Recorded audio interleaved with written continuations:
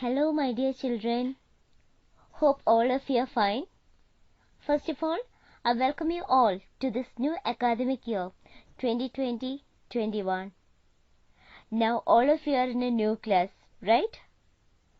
This year, since we have the COVID-19 pandemic situation continuing in our country, we have switched on to the digital mode of learning. So, this will be a new method for all of you. But yes, we can adapt to this new mode of learning. Don't worry, children.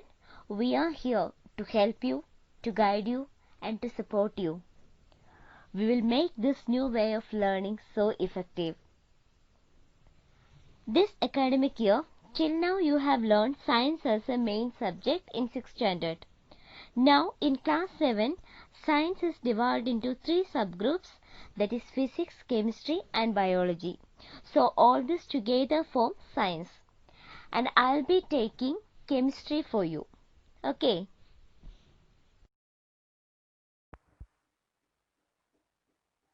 Our first chapter is acids, bases and salts. After this class, you will be able to define acids and bases, properties of acids and bases, define indicators, and describe the effect of indicators on different substances. In our daily life, we use a large number of substances such as lemon, tamarind, common salt, sugar, vinegar, etc. etc. Do they have a list? Now, on the screen you can see some of the edible substances like goat, grapes, etc. I know all of you like these things. Now, recall the taste of these substances. You find that these substances taste sour. The substances that taste sour contain acids. We know curd, lemon, tamarind, orange juice, vinegar, etc. taste sour. The chemical nature of these substances is acidic. The word acid comes from a Latin word acer, which means sour. And the acids are natural acids. What about baking soda? Does it taste sour? Then what is its taste? It does not taste sour, right? It means that it has no acids in it. It is bitter in taste. And we feel soapy when we touch it.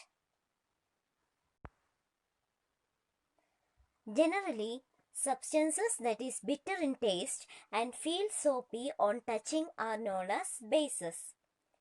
And the nature of these substances is basic. Children, now we learned about acids and bases. We know acids are sour in taste, whereas bases are bitter in taste, and it feels like soapy when we touch it. Here, acids and bases are having different properties, right? Now, we learn about acids and bases.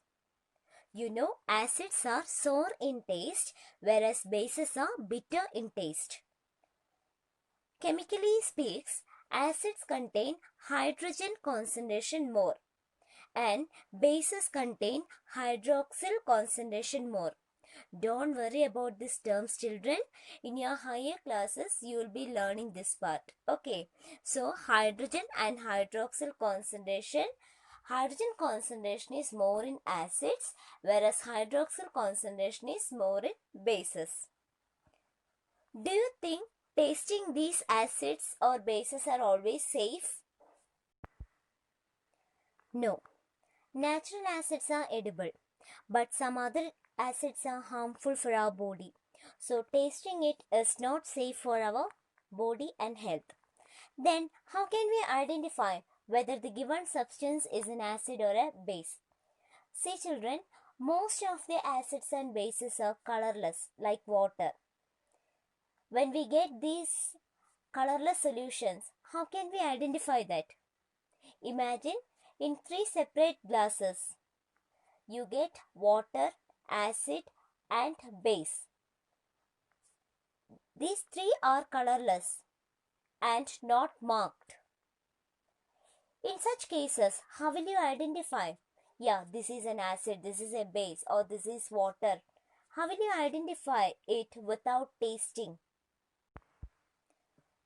In such difficult situations, we use indicators. Indicators are a special type of substances used to test whether the given substance is acidic or basic. The indicators change their color when added to a solution containing an acid or a basic substance. So, here indicators help us to test whether the given solution is an acid or a base. So, there are many indicators. Some are naturally occurring and some others are chemically prepared. Indicators are of two types, natural indicators and chemical indicators. Natural indicators are naturally occurred, whereas chemical indicators are artificially prepared. So we know that indicators are the substances help us to detect whether the given solution is an acid or a base. Here you can see the examples for natural and chemical indicators. Natural indicators: litmus paper, China rose, that is hibiscus, turmeric. Chemical indicators: methyl orange and phenolphthalein. See children, when you learn these terms, please write and learn this. Okay, because you can see chemical indicators, their names are little bit tough. Once you write and learn it, that will be easy for you. Now we will discuss about the natural indicator litmus. The most commonly used natural indicator is litmus. It is available as litmus solution and litmus paper. It is extracted from a plant source known as lichens. Litmus solution or litmus paper is available in two different colors, that is red and blue. Litmus paper or litmus solution is available in two different colors, red and blue. In acid, blue litmus turns red, and in base, red litmus turns blue. This is the color change. So in acid it shows one particular color, and in base it shows one particular color. I will explain it once again.